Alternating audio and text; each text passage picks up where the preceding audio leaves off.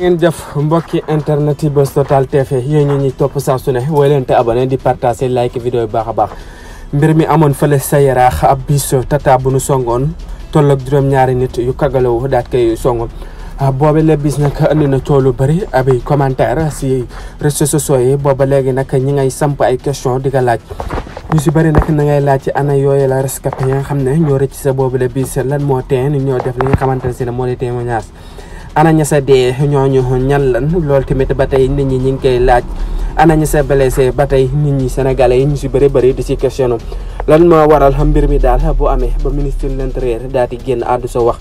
ba tey ay nit di si jeexi jaaxa di si werante ndax li am nag amul ba tey rek loole moo waral coow lu bëri andi ko si internet bi ñu ne rek mbir mi daal ba moytuwul am na les waxul loole la ñu si bëri sénégalais yi di ko laaj di si sampi question yu bëri